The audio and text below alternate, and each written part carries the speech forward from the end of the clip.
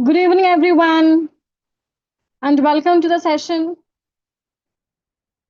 So, we are back with a new session, and I hope all of you are doing great. So, let's get started with our session tonight. Let me share my screen with you all. I hope you can see the screen. Let me open the chat box.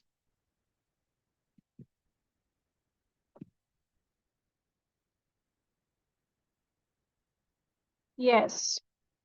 Good evening. Good evening. Okay.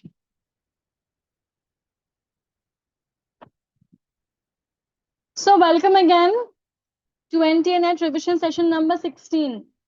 So tonight also we are going to revise theory and criticism and some cultural studies. All right. Yeah. Please like the session, everyone. Okay. Right. And now let's get started. Good evening. Good evening. Okay. So let's move on to the first question for tonight. Here we go. Which of the following statements are correctly matched with the texts? Which of the following statements are correctly matched with the texts? So here I have put together some statements from some major critical essays. You have to find out which statements here have been matched correctly with the corresponding critical essays. Right. So please tell me the answer. Would it be A, B, C, B, C, E, A, C, D, or C, D, E? Which statements have been correctly matched? Which statements have been correctly matched with the critical essay names, titles?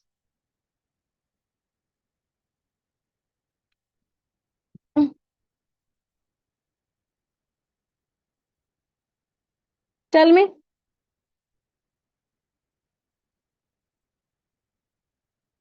What happened? Answer. Tradition and individual talent, a defense of poetry, the well-wrought urn, the pleasure of the text, the philosophy of composition. You are saying A. Correct. A is correct. A is absolutely correct. A, B, C only. A, B, C only. T.S. Eliot indeed uses the shred of platinum catalyst analogy in his essay Tradition and the Individual Talent to describe the poet's impersonal role. The mind of the poet is the shred of platinum. This is exactly from Tradition and the Individual Talent. Then B is also correct. The great instrument of moral good is the imagination. That's from Shelley's essay, A Defense of Poetry. C is also correct. The language of poetry is the language of paradox. Exactly. This is the line from Cleant Brooks's essay, The Well-Wrought Urn. D is incorrect. Okay. Because it is from Roland Barthes' essay, The Death of the Author, not the pleasure of the text. The birth of the reader must be at the cost of the death of the author. This line is from the work, The Death of the Author by Roland Barthes. The Death of the Author. All right. And E is also incorrect because this line is not from the philosophy of composition. Because it's an idea from new criticism. A poem should be read then as a little drama or dramatic monologue. This is not by Edgar Allan Poe. So A, B, C only. A, B, C, A, B, C only. A, B, C only are correct. So here the question is very important. The pattern is very important. That is matching the statements with the correct critical essays. Matching the statements with the correct critical essays. The mind of the poet is the platinum from T.S. Eliot's Traditional Individual Talent. This is from Shelley's A Defense of Poetry. And this is from Cleant Brooks's The Well-Wrought Urn. Clear? Okay. Right. Next. Now it's a match the following question. Please answer. And please like the session. Okay.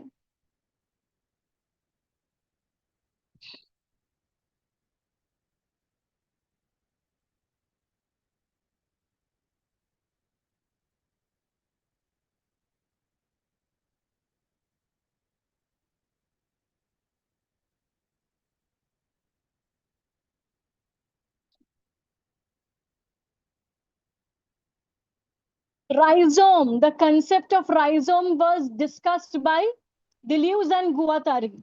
Deleuze and Guattari. Bare life. The concept of bare life was proposed by Agamben. Agamben. The concept of communicative rationality was proposed by Jürgen Habermas. Jürgen Habermas. An interpellation was discussed by Louis Althusser. Louis Althusser. All right.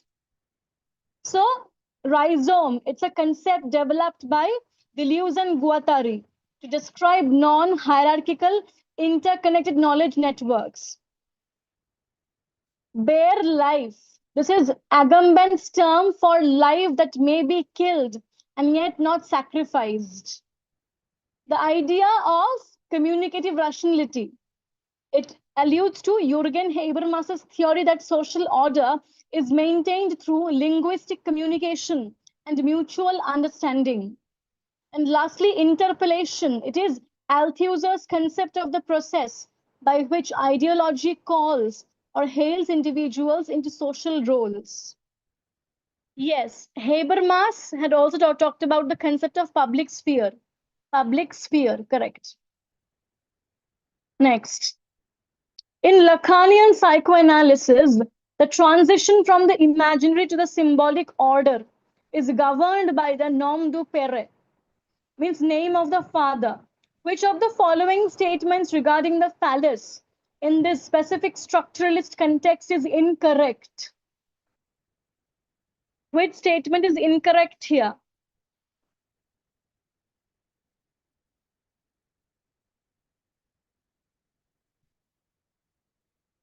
Yeah, this was very easy.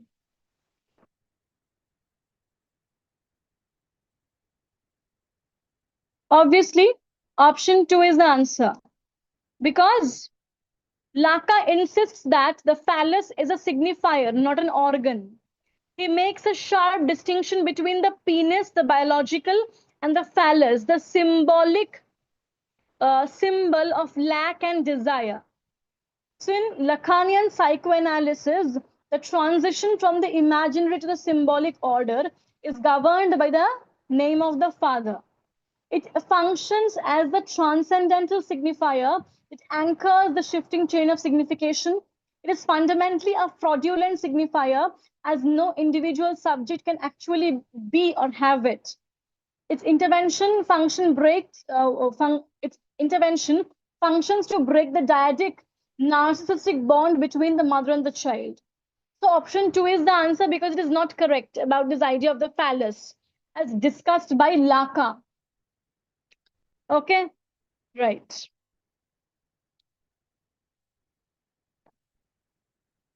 Yeah.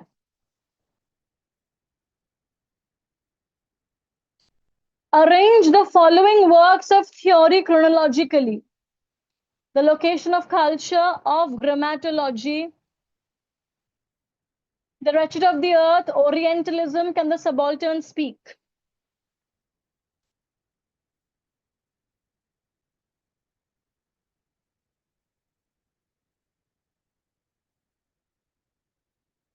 The location of culture by Homi Bhabha was published in 1994. The location of culture, 1994. The location of culture, 1994. of Grammatology, 1967. 1967. The Wretched of the Earth. The Wretched of the Earth, 1961. 1961. Orientalism by Edward Said, 1978, right? Orientalism by Edward Said, 1978. 1978.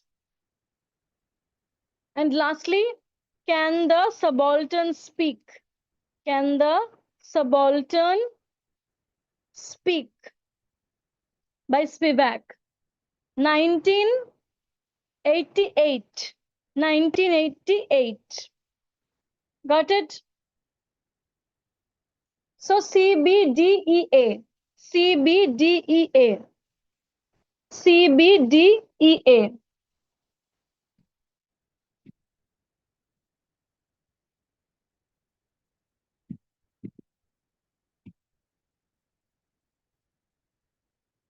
Yeah.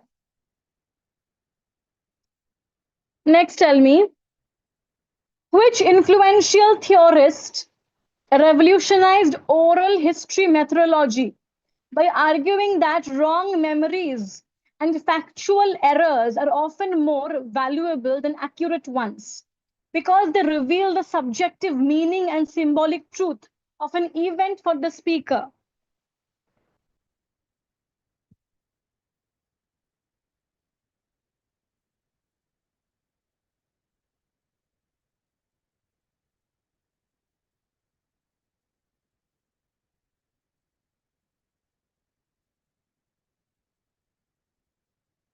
Wait, wait.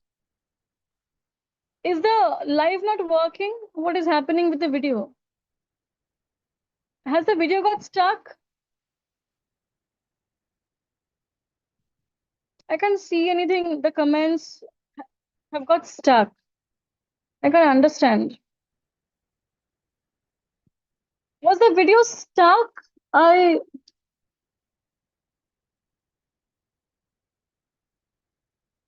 Okay. I hope the video is working, right? Yeah.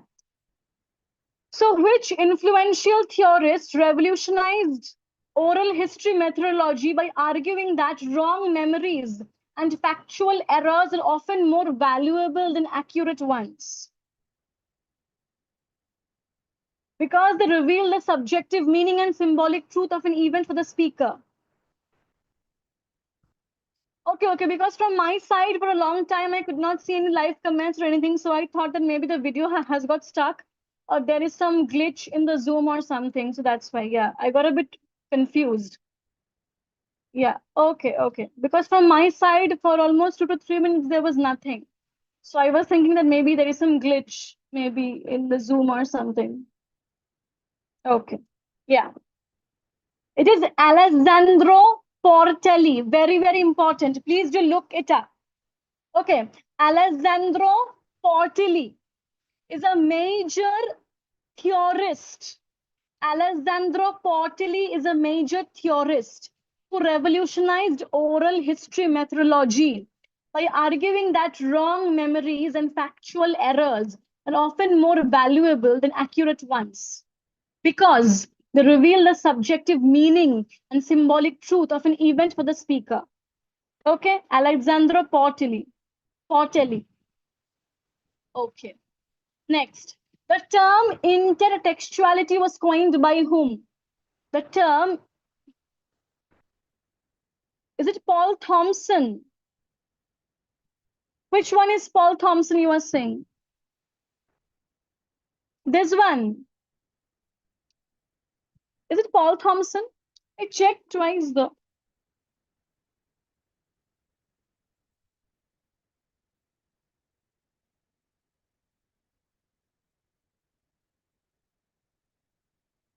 Okay, you answer this question. Meanwhile, let me check it. You answer this one, let me check it.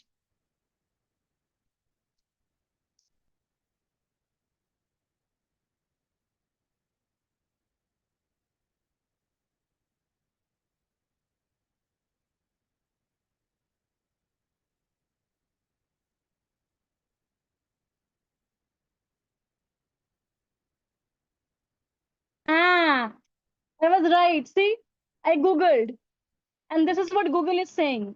Alessandro Portelli, an Italian scholar and professor at the University of Rome La Sapienza, revolutionized oral history by shifting the field's focus away from whether a subject's account is strictly factually accurate. Instead, he pioneered the study of the subjective meaning of stories and the nature of memory. I was correct. It is Alessandro Portelli. Yeah, I was correct. Yes, it's right. Paul Thompson nahi hoga. It's not Paul Thompson. It is Alessandro Portelli. I think you're getting confused with something else. It is Alessandro Portelli. I just checked. Paul Thompson's idea is a bit different from Alessandro Portelli. I checked also just now. Yeah, the term intertextuality was coined by Kristeva. Paul Thompson also works in the field of oral history, but he did not talk about subjective meaning of idea. There's a subjective meaning of oral history. The term intertextuality was coined by Kristeva. Yeah. So, in case you are planning to sit for December NET exam, then you can join our Vallat UGC NET English Premium online course. The classes for this course will start from 10th of July. 10th of July. So if you are planning to sit for the December NET course, you can join us. Okay. Great. Look up Alessandro Portelli, the professor at the University of Rome La Sapienza, that one. University of Rome La Sapienza, that one. Next. Yeah.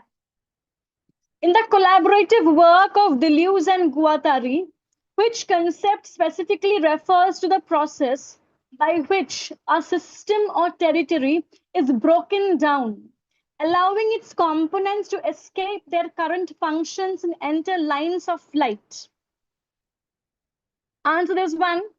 In the collaborative work of Deleuze and Guattari, which concept specifically refers to the process by which a system or territory is broken down, allowing its components to escape their current functions and enter lines of flight. It is deterritorialization. Deterritorialization. Option B is correct. Deterritorialization. So tell me, the Location of Culture by Bhabha was published in which year? The Location of Culture by Bhabha was published in 1994. 1994. Can the Subaltern Speak was published in 1988. 1988. The Wretched of the Earth was published in 1961. 1961. Edward Said's Orientalism was published in 1978. 1978. Okay, right. I gave you the answer already, but it's a lovely question. Please look at it. Identify the theoretical framework that replaces the concept of interaction with intra-action, arguing that distinct agencies, human and non-human, do not precede their encounter, but instead emerge through their mutual entanglement within a performative apparatus. It's a very, very important idea or concept or theory, you can say. And these are emerging areas from which NTA can ask you questions. So please make a note of it. So it's the theoretical framework that replaces the concept of interaction with intra-action, arguing that distinct agencies, be it humans or non-humans, they do not precede their encounter, but instead they emerge through their mutual entanglement within a performative apparatus. It is agential realism. Karen Barad or Barad, I don't know the exact pronunciation of it. Karen Barad talked about agential realism. Agential realism. Okay. Okay, let's revise. Tell me. So, deterritorialization is the process by which a system, territory, or identity is destabilized and broken down. It releases a system's components from their fixed roles and lets them follow creative or transformative lines of flight. Right? So, who talked about deterritorialization? Who talked about deterritorialization in the book A Thousand Plateaus? Who talked about deterritorialization in the book A Thousand Plateaus? It is Deleuze and Guattari. Deleuze and Guattari. Will you all remember? Deleuze and Guattari talked about deterritorialization in the book A Thousand Plateaus. And also remember this one, agential realism of Karen Barad. Agential realism of Karen Barad. Okay, I hope you will remember all this. Right. This is very easy, you all know this. In his 1919 essay, Hamlet and His Problems, T.S. Eliot famously departs from the traditional praise of Shakespeare to label Hamlet an artistic failure. He argues that the play lacks a specific structural requirement where external events must perfectly represent internal emotions. What is the term that Eliot uses for this requirement? Yeah, it is very easy. Objective correlative. Objective correlative. This phrase, objective correlative, was used in the essay Hamlet and His Problems by T.S. Eliot, 1919. 1919. Okay, right. Next. In Michel Foucault's The Archaeology of Knowledge, how is the archive distinguished from a traditional library or historical record?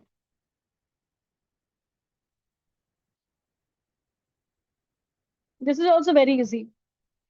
You just need common sense, bus.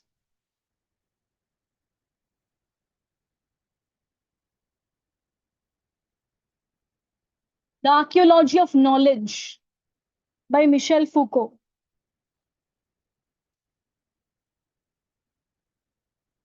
Guys, please like the session. There are only 15 likes. That's sad. Yeah, right, Tonima, you are right. Foucault sees archive as the system of enunciability that governs the rules of what can and cannot be said within a specific discourse. Correct.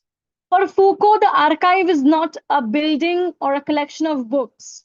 It is the law of what can be said. It is the set of rules that determines the existence and transformation of statements within a given period. Right? The Archaeology of Knowledge, that's a very major work by Foucault. All right. Okay. Again, a question from chronology. Very of Dramatology was published in 1967. Of Dramatology was published in 1967. Then The Order of Things. The Order of Things by Foucault was published in just the year before of Dramatology, 1966. Of Grammatology, 1967. The Order of Things, 1966. The Order of Things, 1966. Jacques Lacan's The Mirror Stage. Jacques Lacan's The Mirror Stage as formative of the eye. The mirror stage as formative of the eye. I don't remember the year of this one. Let me check. The mirror stage as formative of the eye. That's 1949. Jacques Lacan's The Mirror Stage as formative of the eye. It's a Analytic theory explaining how infants develop a sense of self. This work came out in 1949. So, of Grammatology 1967, The Order of Things 1966, The Mirror Stage as Formative of the Eye by Laka 1949. 1949. Mythologies by Roland Barthes. This is easy. Mythologies by Roland Barthes. Mythologies by Roland Barthes, 1957. 1957. 1957. A Thousand Plateaus. A Thousand Plateaus by Deleuze and Guattari. 1980. 1980. So, of Grammatology 1967, The Order of Things 1966, The Mirror Stage Wala work of Laka 1949, Mythologies 1957, A Thousand Plateaus 1980. A Thousand Plateaus, Capitalism and Schizophrenia. It was originally published in French in 1980. It was originally published in French in 1980. Okay, so CDBAE. CDBAE. Let's revise some of the years.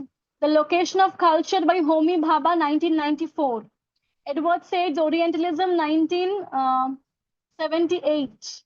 Can the Subaltern Speak by Spivak, 1988. Right.